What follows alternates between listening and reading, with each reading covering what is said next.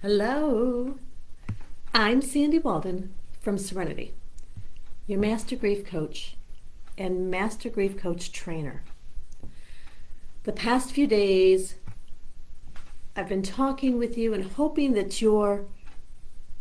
some of this is resonating with you because I'd really love to hear your feedback about a very special little book called The Four Agreements. As I said, somebody who's very dear to me, an amazing teacher, Deb Karpak, introduced this book to me many, many years ago. And it has been something that I read again and again. It's something that I love listening to again and again because these four agreements are very simple, quite meaningful for me. Now, they're not easy. I'm very much a work in progress. I have not got any of it down pat, and that's okay. So we've been talking about these four agreements the last few days. We've talked about number one, be impeccable with your word. Be deliberate about what you say and do because your message will land for others. It's also heard by you, and that matters. The second was, don't take anything personally.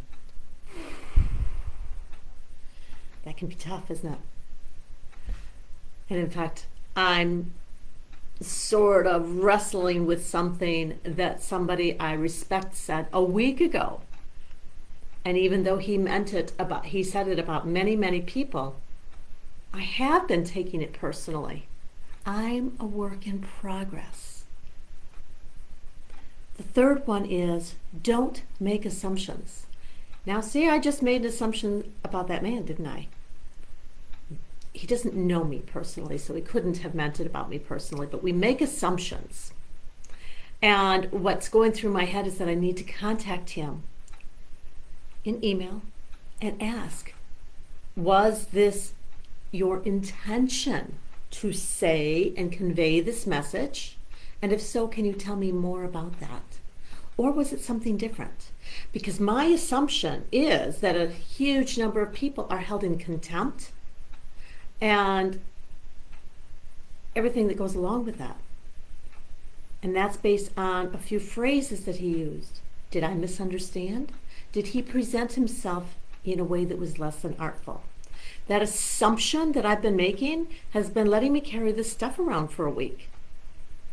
I want to take further steps to clear it up. Perhaps he meant exactly what he said, and the way I took it might have been completely accurate. Knowing that will help me decide, do I go back there? Do I not? The fourth agreement, always do your best. Now I ask you, when you hear this one, to close your eyes and be gentle with yourself.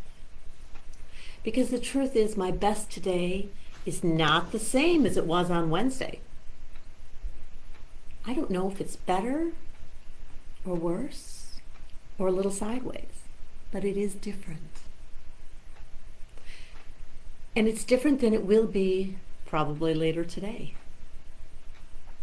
Do your best. Please don't judge yourself for what that best is. Acknowledge where you are, what feels okay for you, what you need, what you have to offer, what boundaries you need to keep. Doing your best includes, and I believe begins with, being aware of yourself.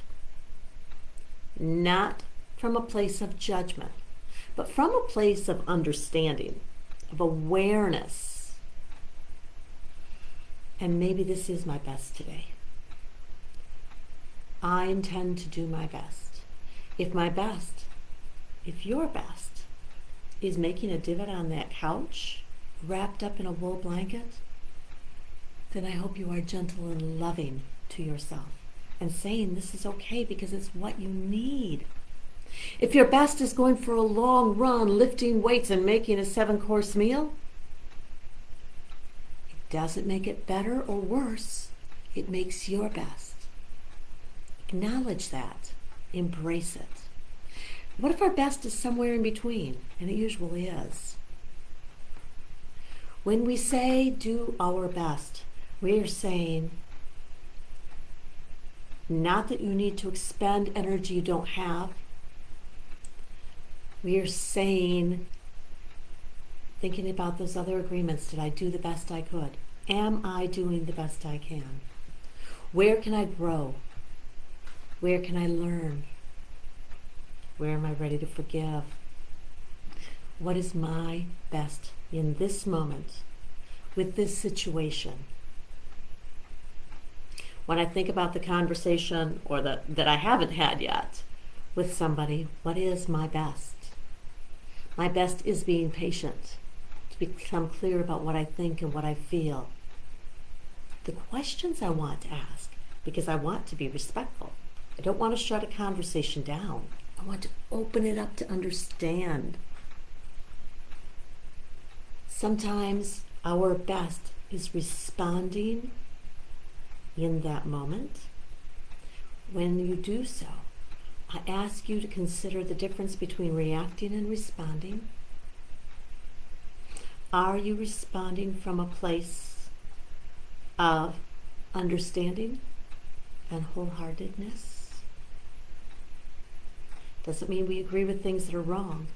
It means understanding what needs to be expressed from you. Always do your best.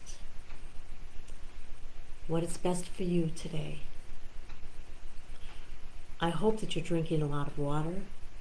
I hope that you're eating nutritious meals. What is the best for you today? What is doing your best? Does it mean making an elaborate, wonderful meal? Does it mean making a simple meal of a salad, maybe an avocado? Something that honors your magnificent body and nurtures you. What is your best? When we say always do our best, more than anything, I feel like it calls me to be mindful.